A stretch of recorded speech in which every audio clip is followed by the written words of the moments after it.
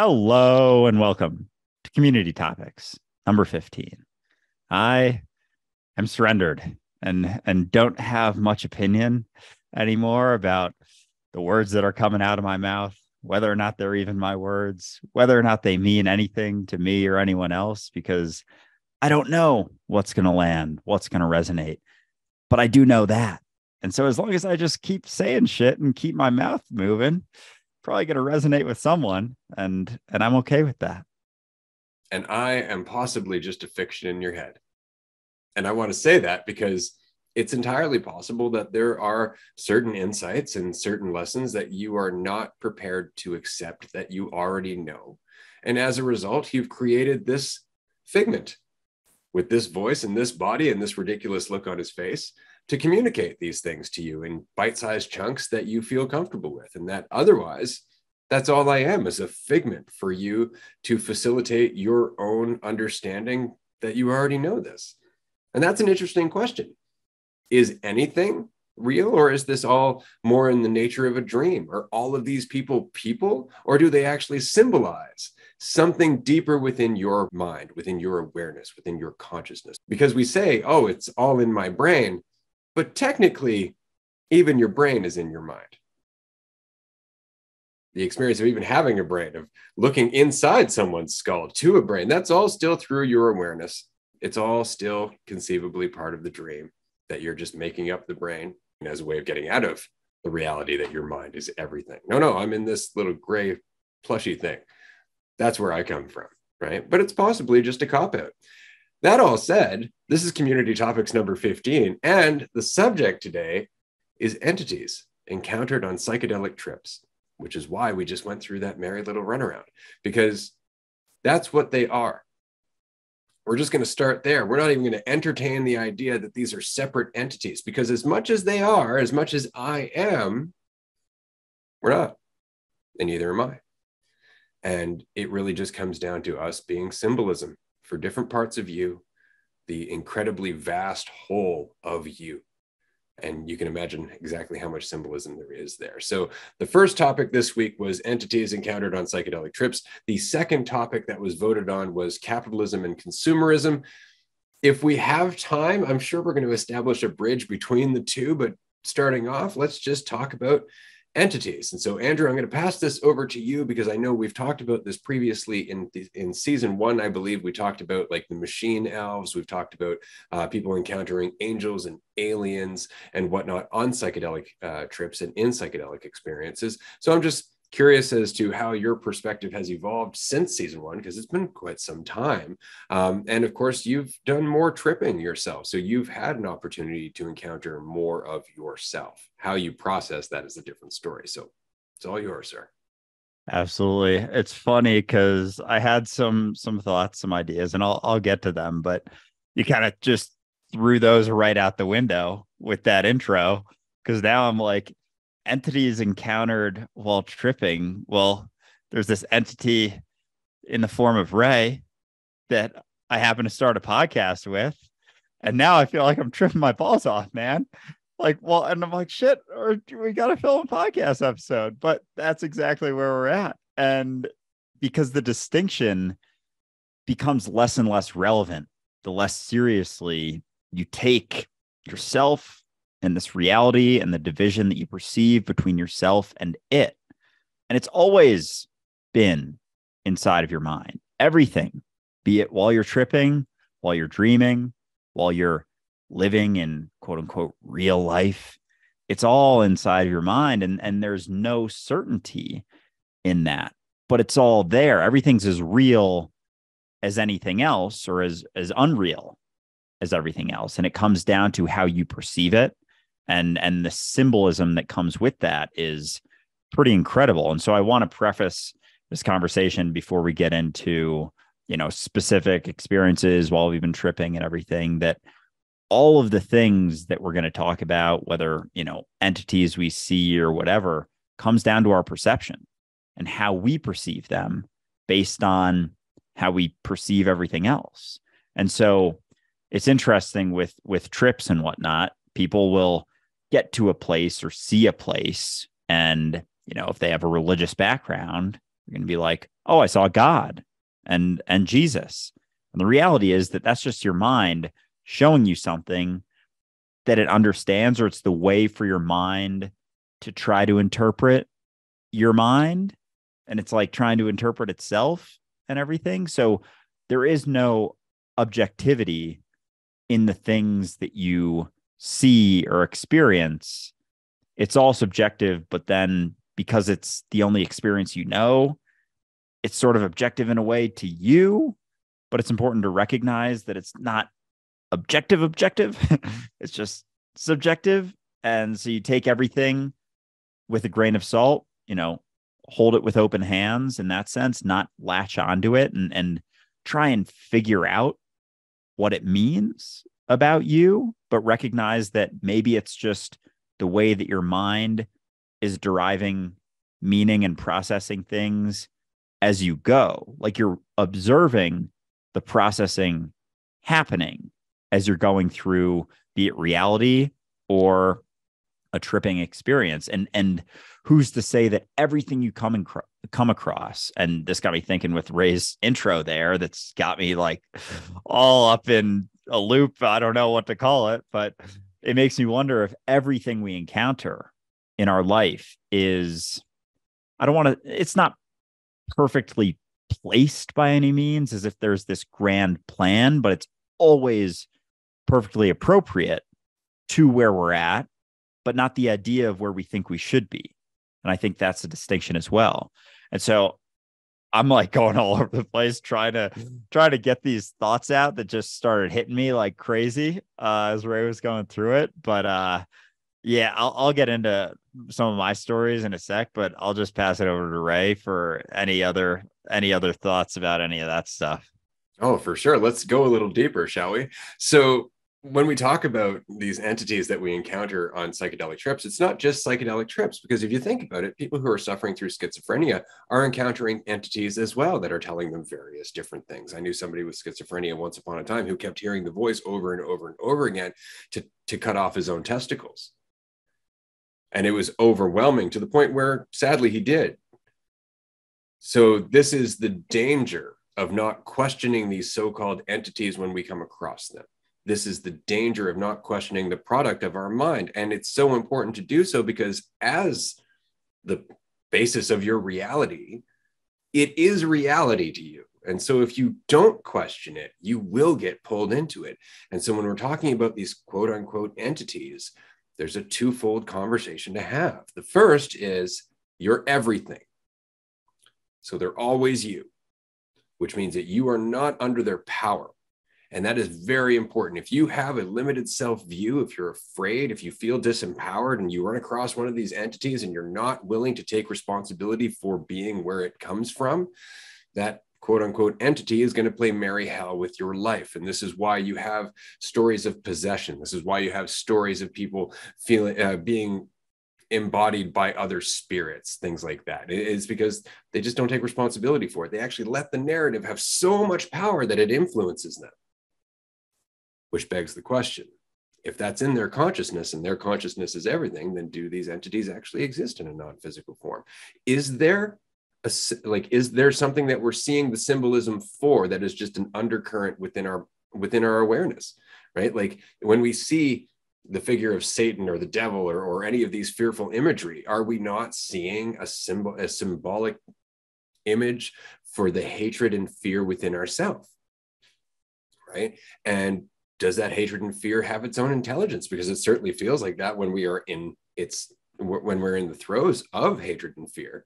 It feels like that all we can do is act through that. And so I think at some point through various states of consciousness, people looked at those things and went, oh, they're actually their own entity. That, the angel of fear is working against the angel of courage, and we give them names and we did all that.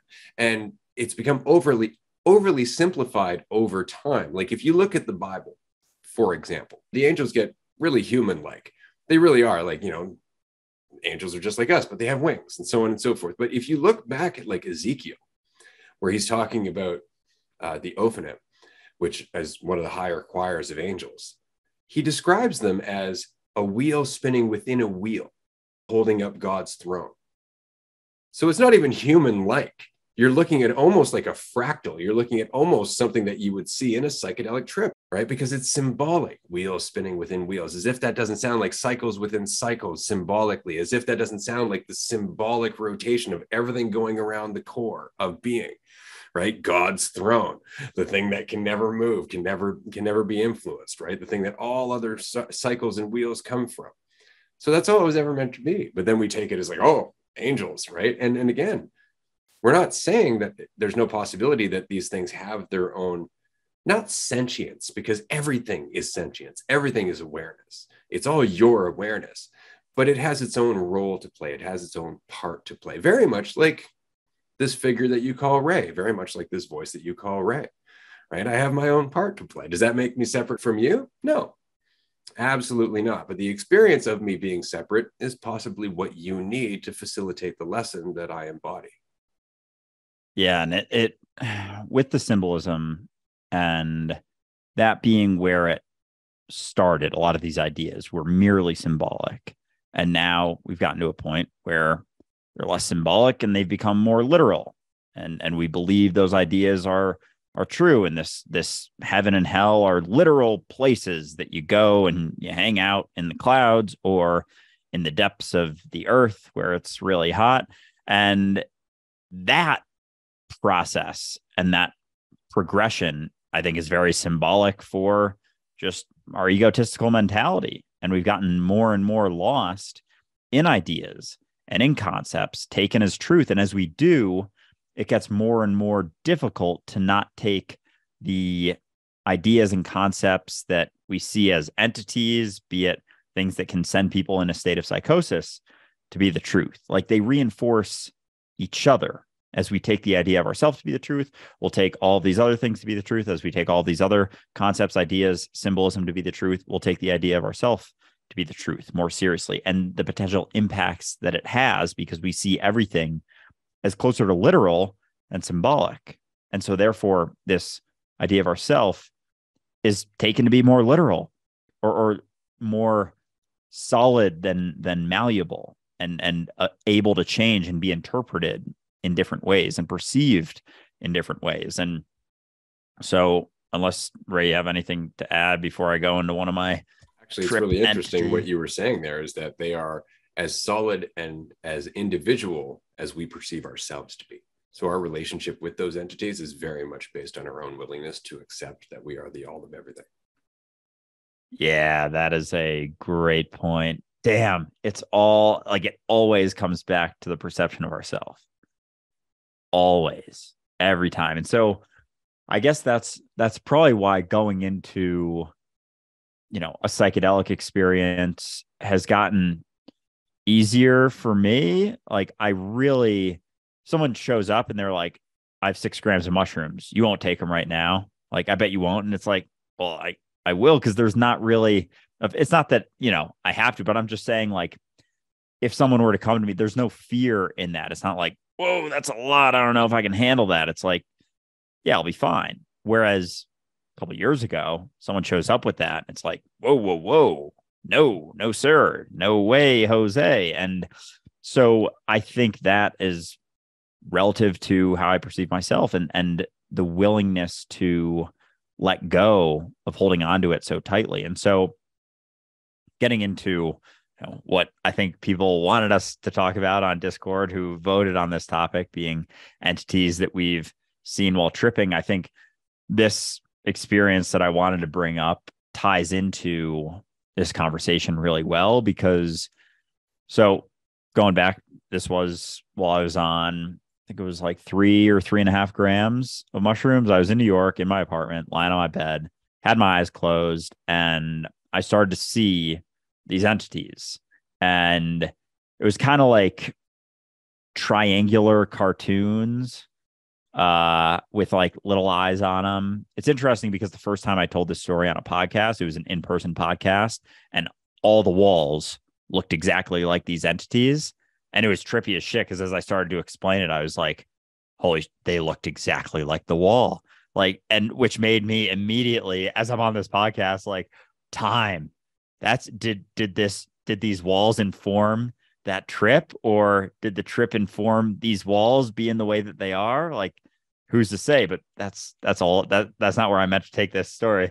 But so I went into it, and it was, I think if I had not experienced as many trips, or seeing different things, or had taken that symbolism to be more literal, I would have freaked out and I would have resisted it and been like, "Ooh, I don't like this at all," because it was very much a hellscape. It was like a scene out of the depths of hell, these spiky triangular figurines surrounded by flames, and it was pretty scary. I was like, "Oh boy, buckle up." That was my thought process. It wasn't like, "Holy shit, this is scary." It's like, "All right, we're going into something."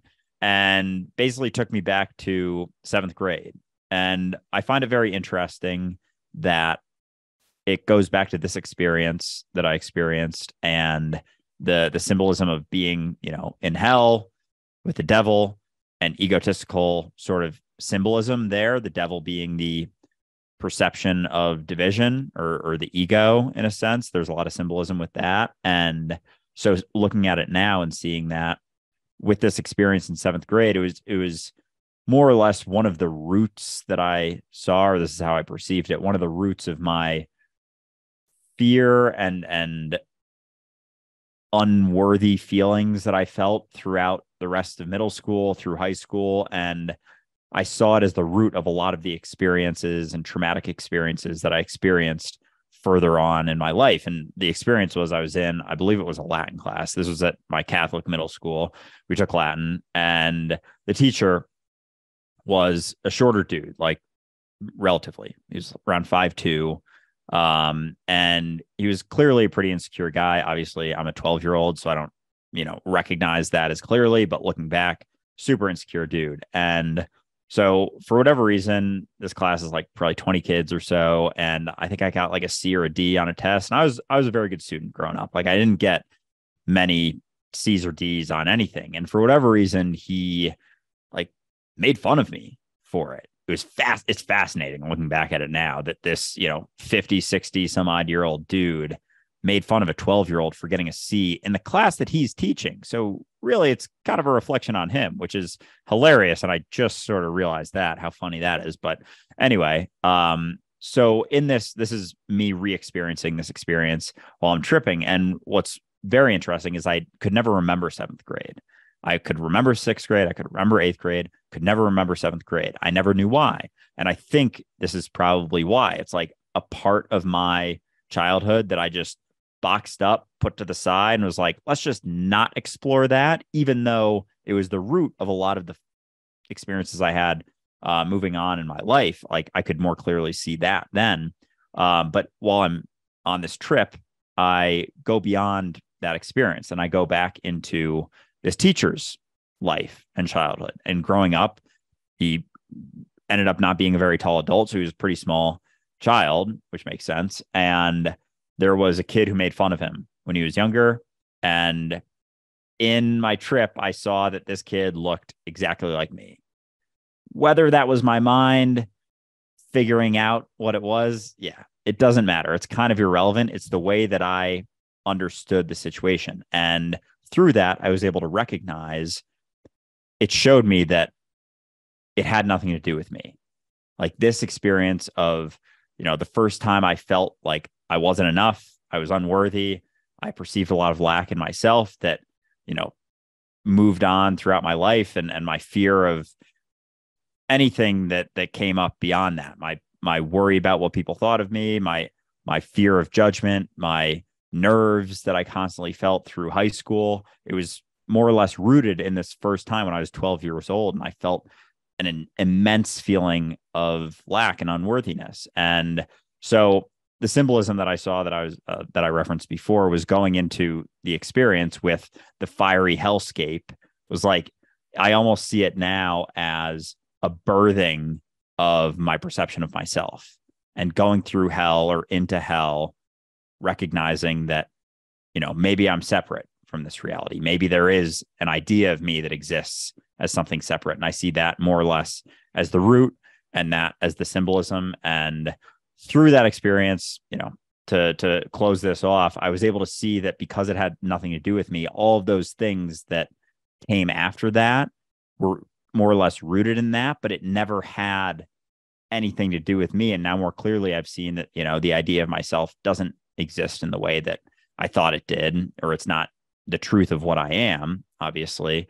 And so I've been able to let that go. And by the end of the trip, it was like everything went white, and it was like symbolic of, clean slate.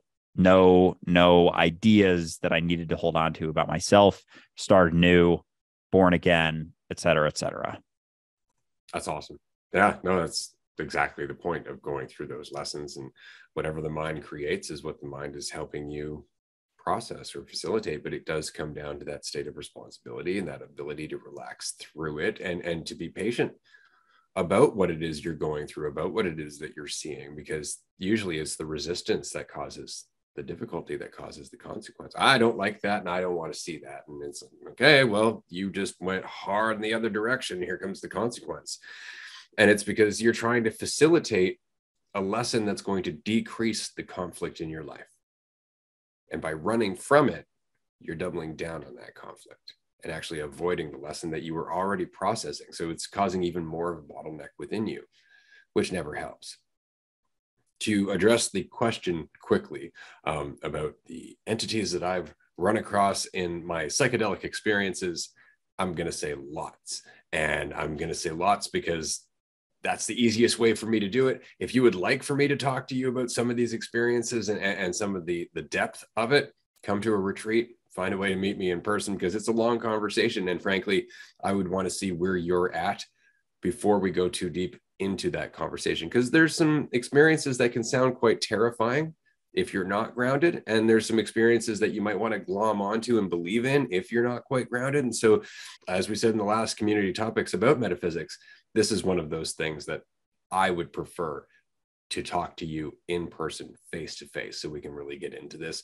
But to summarize, I have talked to everything from bottle caps to the ophanim that I was referring to earlier. There has been so much. I have had entities follow me for what seemed like months. I have gone to places that I didn't even think existed in my imagination. I have processed things that left me in the fetal position, just trying to process what the hell was happening. And that's why I caution you, the listener, about taking anything that your mind creates at face value. There's always more to it. There's always more depth. And you have to understand that whatever it is you're seeing is somehow tied to how you see yourself. So if you're looking at angels, you're going to see that in a certain way. That's very much tied to how you need to see that, as well as how you need to see yourself. To me, angels don't have wings. That stopped being the case 10 years or more ago with psychedelic experiences, because my mind doesn't translate them that way anymore. So it's something to keep in mind.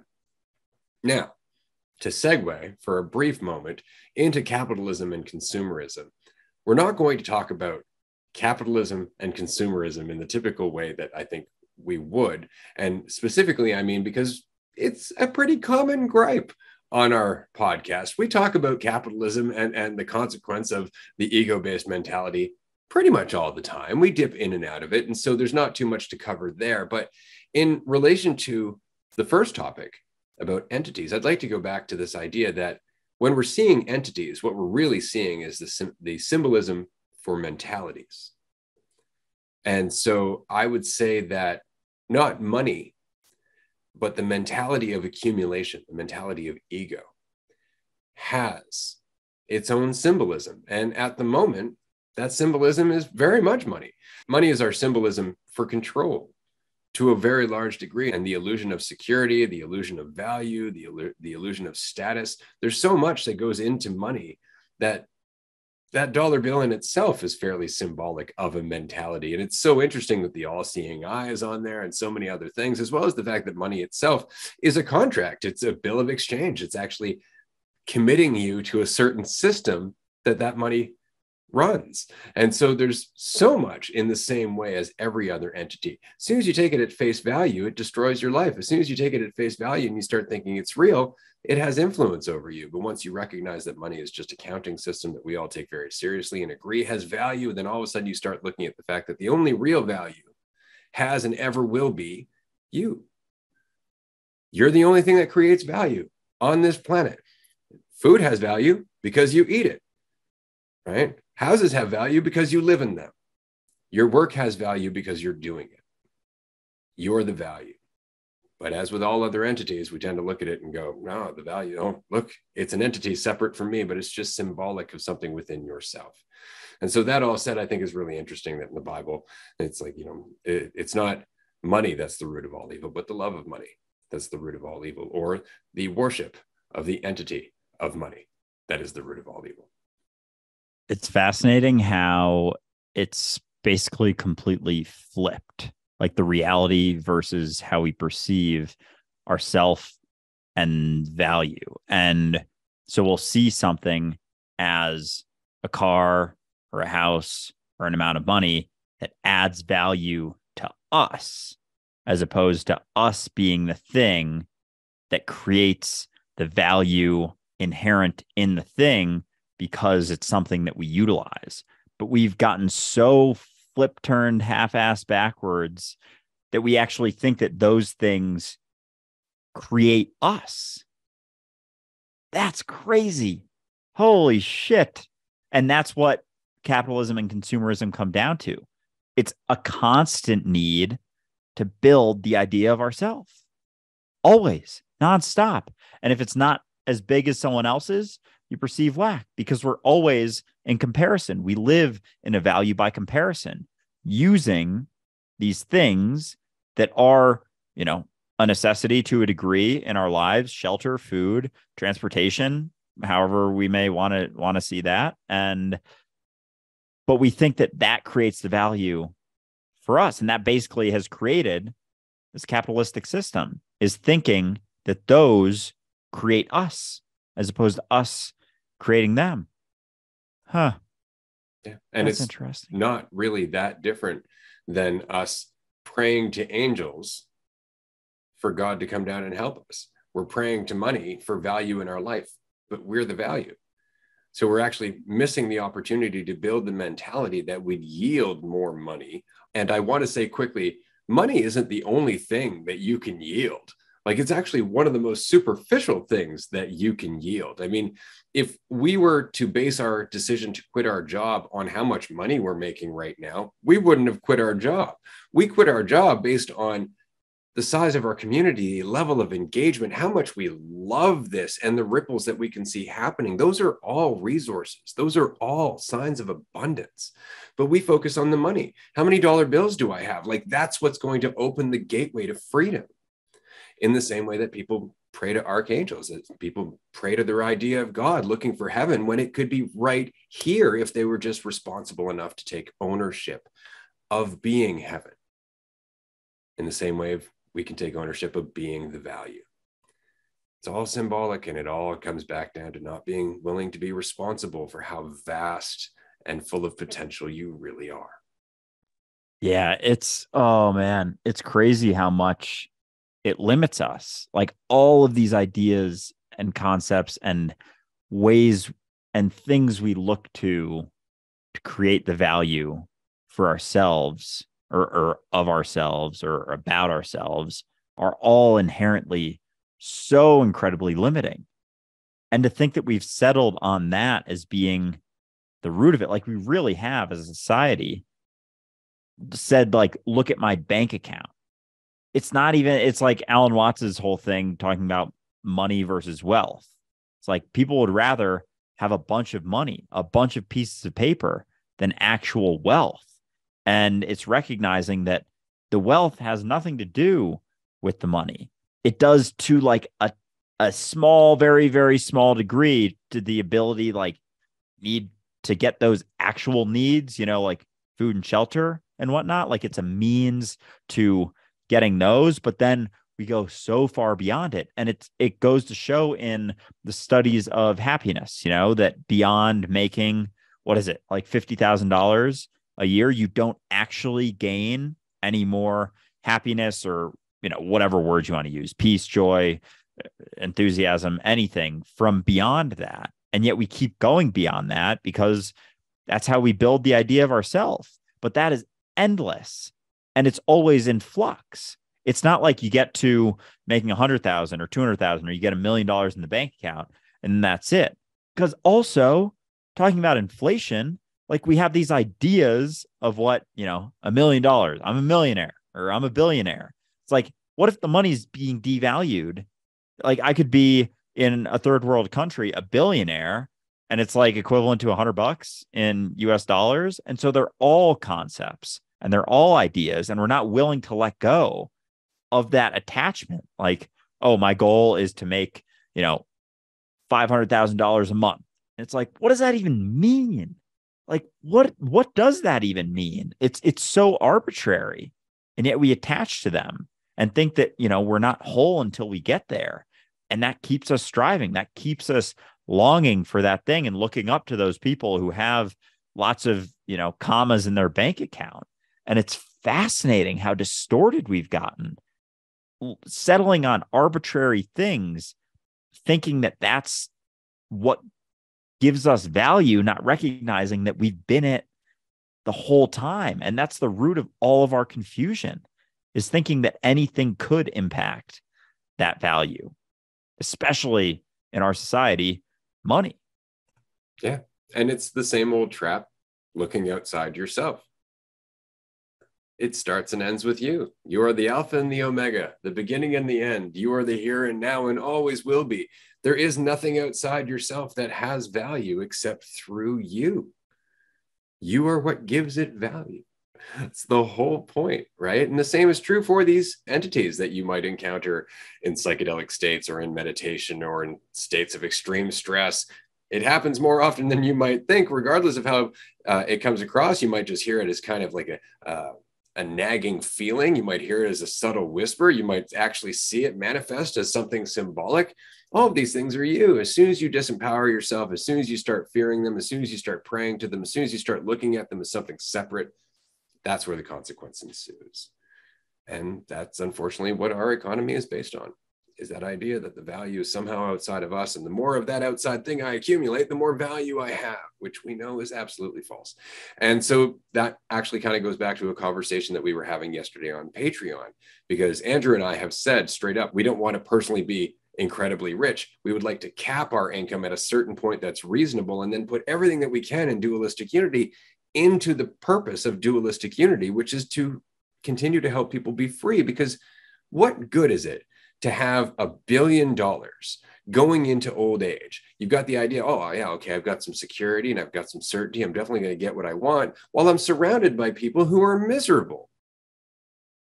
That's a very limited view. Where if you took that $1 billion and made everybody's life a little bit better, then maybe you wouldn't feel the need to feel so secure. You wouldn't feel the need to feel so certain. You wouldn't be so afraid, because you're actually doing something to change the hellscape that has accumulated through us not doing something about it.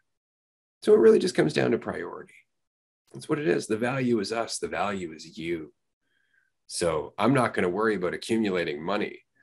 I'm more worried about having you engaged and here with us, because that is the best I can hope for. That's what's going to change things, because more than anything else, you are my symbol for change. Amen. Fuck, that was really well put. I've not thought about it in that way, honestly, that by us capping how much we make from all of this, it depends, as we've talked about selfishness in the past, and like the taking that back in the full circle type selfishness. And so us capping it and actually utilizing it to create a society that we enjoy existing within more is being super fucking selfish, right? Like we're able to invest it back to create a better society for me, because I want to exist in a better society, but that doesn't happen through holding on to all of it. The society isn't able to be as at peace or as happy or enjoy the experience of reality that is all me.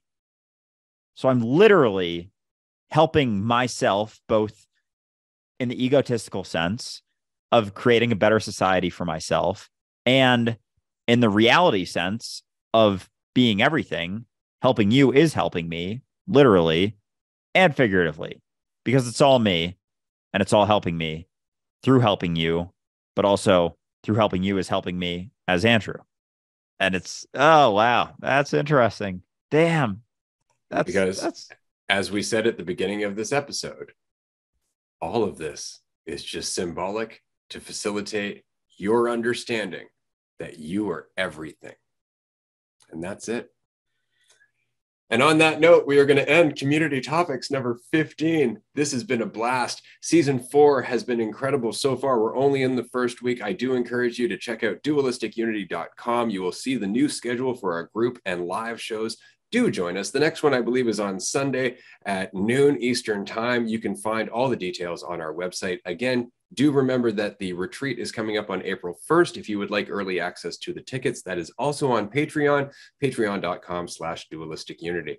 Thank you so much for joining us, and we look forward to next week's topic. bye, everyone.